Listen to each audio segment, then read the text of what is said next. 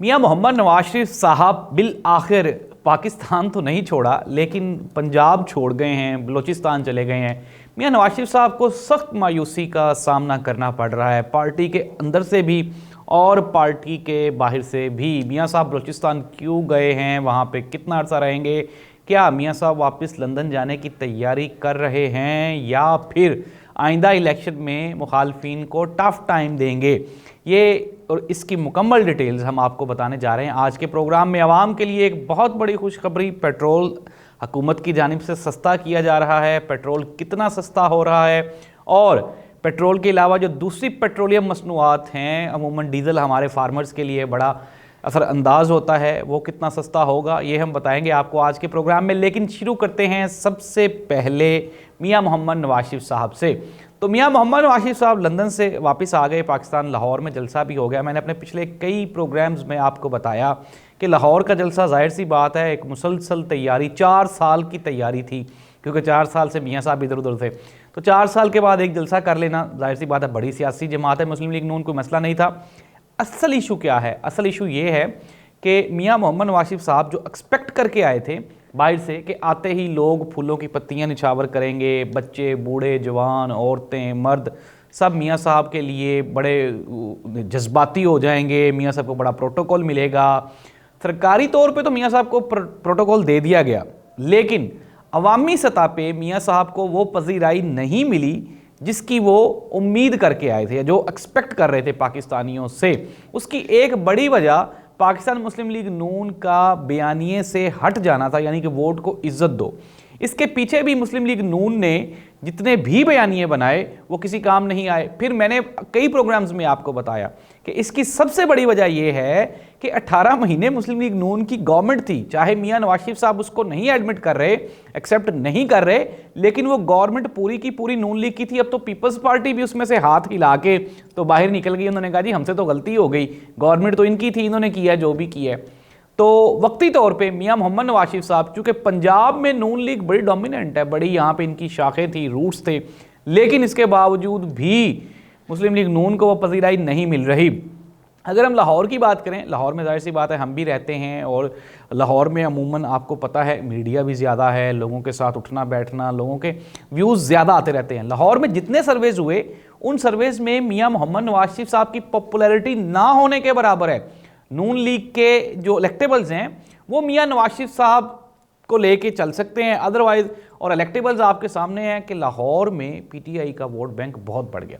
और यही वजह थी मियां मोहम्मद नवाज शरीफ साहब के लिए एक मायूसी की रीज़न है कि ये भी है कि वो लाहौरिये जो नून लीग पे मर मिटने को तैयार थे, मियां साहब के ऊपर जान निछावर करने को तैयार थे, उनकी तरफ से कोई अच्छा फीडबैक नहीं आया। फिर पंजाब के अगर दूसरे अजला की बात करें, फैसलाबाद, सियालकोट, गुजरांवाला, तो वहाँ से भी नून लीग के लिए कोई अच्छी खबरें नहीं आई। कोई बड़ी पर्सनैलिटी ये होता है कि पार्टी में आ जाए, शामिल हो जाए। इसके बरअक्स अगर हम बात करें पाकिस्तान तहरीके इंसाफ की, तो चेयरमैन पाकिस्तान तहरीके इंसाफ इमरान खान की पॉपुलैरिटी जेल में 100 दिन गुजारने के बाद 100 गुना बढ़ चुकी है। और हम देख रहे हैं कि आए रोज़ कोई ना कोई बड़ी शख्सियत, केपी में आप देख लें, पीपल्स पार्टी छोड़ के लोग धड़ाधड़ नून लीग में शामिल हो गए। इवन के एबटाबाद में कहा जा रहा है कि पूरी नून लीग की वहाँ पे जो ज़लई बॉडी थी वो पूरी की पूरी पीटीआई में शामिल होगी। पीपल्स पार्टी छोड़ के भी लोग पीटीआई में आ रहे हैं। दूसरी जानिब अगर हम बात कर लें नून लीग की, नून लीग और पीपल्स पार्टी दोनों की, तो दोनों को छोड़ के लोग पीटीआई ज्वाइन कर रहे हैं। अगर अभी चंद दिन पहले वो शेर अफजल मरवत, अभी आप देखें कि शेर अफजल मरवत कोई करैक्टर तो नहीं है ना ही तो कोई पीटीआई का कोई बड़ा कोई मशहूर आदमी है, एक जस्ट एक वकील है और अपने एक ही स्टंट से वो बहुत मशहूर हो गया।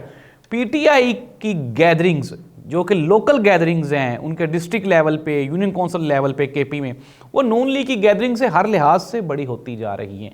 ऑन द अदर हैंड अगर हम बात करें आईपीपी, उसके बाद परवेज़ खट्टक साहब, मुस्लिम लीग नून, पीपल्स पार्टी बड़ा शो करेगी सिंध में, क्योंकि पीपल्स पार्टी का अंदरून में वोटर और सपोर्टर दोनों हैं।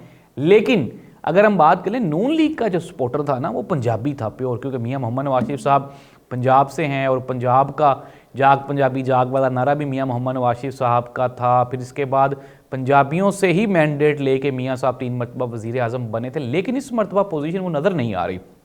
ज़िमनी इंतखाबात में भी हमने देखा था कि लाहौर की सिर्फ एक सीट जीत सके थे, वो भी खोखरों की, चूँकि वो अपनी सीट थी इसलिए जीते। नून लीग को वोट नहीं पड़ने जा रहा और शायद यही इस चीज़ से मियाँ मोहम्मद नवाज शरीफ साहब मायूस हो गए हैं। मियाँ मोहम्मद नवाज शरीफ साहब कल से बलूचिस्तान के दौरे पे हैं, वहाँ पे बलोच रहनुमाओं के साथ मिलेंगे और चूँकि अभी तक कोई बड़ा इत्तेहाद तो पॉसिबल नहीं है कि मियाँ साहब के साथ कोई बड़ी पर्सनैलिटीज़ शामिल हो जाएं, तो मियाँ साहब ने अब वो जो बेजान और डेड घोड़े थे उनके ऊपर दाव लगाने की कोई पॉलिसी बनाई है। जैसे कि हमने देखा कि एमक्यूएम को मैंने बताया भी था आपको कि 2008 फिर 13 फिर 18 किसी भी इलेक्शन में एमक्यूएम की पंजाब में कोई सीट नहीं। सिमिलरली नून लीग का सिंध में कोई वोट नहीं था, गिने चुके वोट थे, 1600 वोट पड़े हैं तकरीबन इनको 4 इलेक्शंस में।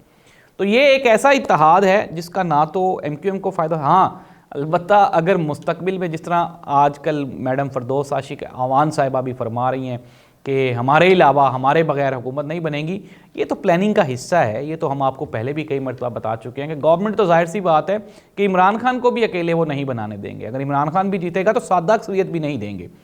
होना तो यही है कि मैं आपको आज आने वाले इलेक्शंस के रिजल्ट बता रहा हूँ। सबसे ज़्यादा सीट्स इमरान खान की ही होंगी, पीटीआई की ही होंगी, और फिर उसके बाद छोटी छोटी जमातें, दूसरे नंबर पे पाकिस्तान मुस्लिम लीग नून, तीसरे पे पीपल्स पार्टी, और फिर उसके बाद जो छोटे छोटे इत्तेहाद हैं।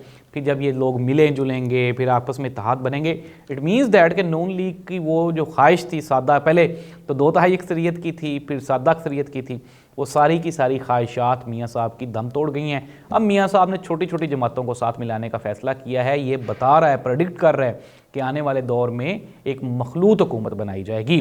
खैर, मरीम नवाज़ साहिबा बड़ी कोशिश की उन्होंने कि कोई ना कोई इस तरह का कोई काम कर जाएं कि शायद हो सकता है कि नून लीग की पंजाब में खोई हुई मरी हुई साख वापस बहाल हो जाए, लेकिन कुछ कर नहीं पाई। तो शहबाज शरीफ साहब तो वैसे ही 18 महीने उनको तो पार्टी ऑन ही नहीं कर रही। मियाँ साहब भी कह रहे हैं कि भाई हमारी हुकूमत नहीं थी। इट मीन्स दैट कि दोस्त दोस्त ना रहा, भाई भाई ना रहा। तो मियाँ शहबाज शरीफ साहब तो जाहिर सी बात है आपके सामने कि उनकी 18 महीने की जो बैड गवर्नेंस है, पूरी तरीन परफॉर्मेंस, उसके नतीजे में तो नून लीग यहाँ तक पहुँची है। तो नाज़रीन, वक्ती तौर पे नून लीग के लिए कोई अच्छी खबर नहीं है, परेशान है, और इसकी एक ही वजह है और वो है पॉपुलैरिटी। जिस तरह से सीनियर सहाफ़ी कह रहे हैं कि कबूलियत तो हो गई लेकिन मकबूलियत नहीं हो रही, और कबूलियत और मकबूलियत, अगर कबूलियत 60% है तो 40% जाहिर सी बात है मकबूलियत भी ज़रूरी है। IMF के पास पाकिस्तान जा रहा है, 71 करोड़ डॉलर मिलेंगे हमें। अब वो 71 करोड़ डॉलर हम कहाँ पे खर्च करेंगे, और क्या उससे पाकिस्तान में दूध और शहद की नहरें बहना शुरू हो जाएंगी? क्या उससे पाकिस्तान के मुआशी मसाइल हल हो जाएंगे? आम आदमी जिसका सबसे बड़ा मसला महंगाई है, क्या वो कम हो जाएगा? आम आदमी की ज़िंदगी में बेहतरी आएगी? तालीम, सेहत, इंफ्रास्ट्रक्चर क्या बेहतर हो पाएगा? तो मेरी तरफ से इसका जवाब है नहीं, क्योंकि जाहिर सी बात है हम IMF से कर्ज़े लेते जा रहे हैं, और हर मरतबा हम ये कहकर कर्ज़ा लेते हैं कि हमने तो पिछले कर्ज़ों की इकसात जमा करवानी है, उनका सूद जमा करवाना है, तो वो हम लेके वहाँ जमा करवा देते हैं और हम पे हर रोज़ बर्डन बढ़ता जा रहा है। कल बैठे हुए बात हुई हमारे सोर्सेज के साथ, उन्होंने कहा कि आने वाली गवर्नमेंट के लिए मुश्किलात बहुत पड़ जाएंगी। डॉलर देखें आहिस्ता आहिस्ता ऊपर जाना शुरू हो गया, और IMF के साथ एक शर्त ये भी है कि डॉलर को हमने एक्चुअल पोजीशन पे शो करना है, और अगर एक्चुअल पोजीशन पे डॉलर को ले जाएंगे, अभी तो ये मसनूई तरीके से कंट्रोल हुआ है लेकिन फिर भी 280 रुपये ऊपर नीचे आता जाता रहता है, तो ये बड़ा मुश्किल हो जाएगा आने वाली गवर्नमेंट के लिए कि वो किस तरह से फाइनेंसेस को मैनेज करेगी, मेंटेन करेगी। लेट्स सी, वो तो आने वाली हुकूमत ही बताएगी कि वो कैसे अपना क्योंकि अभी तक ना किसी भी सियासी जमात ने कोई मुआशी बेहतरी के लिए किसी प्लान का ऐलान नहीं किया। 0% 0 परफॉर्मेंस, और कोई इस पे इंटरेस्ट ही नहीं ले रहा। हर बंदा और मसाइल हैं, सियासी नारे हैं, वादे, यही चल रहा है। तो हुकूमत की जानिब से आवाम के लिए बड़ा ऐलान, 2 रुपये फ़ी लीटर पेट्रोल सस्ता किया जा रहा है, 8 रुपये डीजल की कीमत में कमी होगी 15 नवंबर से। ये आपके लिए खुशखबरी है, और 2 रुपये पर लीटर आपके लिए पेट्रोल कम किया जा रहा है। लेकिन आवाम का जो मुतालबा है वो ये है कि इमरान खान, जो कि आज से 2 साल पहले जिस रेट पे छोड़ के गया था पेट्रोल, अगर आप उससे कम करेंगे तो हम फिर मानेंगे, लेकिन जाहिर सी बात है वो पेट्रोल की वो कीमतें बहाल करना मुश्किल ही नहीं, नामुमकिन है। आलमी मंडी में पेट्रोल सस्ता हुआ है, जिसको लेके पाकिस्तानी गवर्नमेंट ने भी फैसला किया है कि 2 रुपये पर लीटर पेट्रोल सस्ता कर दिया जाए और 8 रुपये पर लीटर डीजल सस्ता कर दिया जाए, तो ये ऊँट के मुंह में ज़ीरे के बराबर है। और वैसे भी एक मरतबा जब पेट्रोल महंगा हो जाता है तो पाकिस्तान में हर चीज़ महंगी हो जाती है, लेकिन जब सस्ता होता है तो कुछ भी सस्ता नहीं होता। ये सबसे बड़ा अलमिया है। यहाँ पे इंतज़ामी अमूर खुसूसन हमारी ब्यूरोक्रेसी ज़ीरो, कोई काम नहीं करती, सिवाय घर नहीं मिल रहा, हमें एक्स्ट्रा गाड़ी नहीं मिल रही, हमें प्रोटोकॉल नहीं मिल रहा, अपने मामलात ही बेचारे 20 साल नौकरी के सीधे सूधे करते रहते हैं और फिर रिटायर्ड हो जाते हैं। रिटायर्ड होने के बाद पैसे वैसे लेके मुल्क से बाहर शिफ्ट हो जाते हैं। तो क्या काम करेंगे हम? ना हमारे जो बड़े ताकतवर हल्के हैं, मैं उनका नाम नहीं, ना वो काम करते हैं, ना हमारी ब्यूरोक्रेसी काम करती, तो किस तरह से मुल्क में बेहतरी आएगी? तो मियां नवाज शरीफ साहब बलूचिस्तान में है, पेट्रोल सस्ता हो रहा है और पाकिस्तान IMF के पास है। अल्लाह इस मुल्क का हामी और नासिर हो। अल्लाह हाफिज़।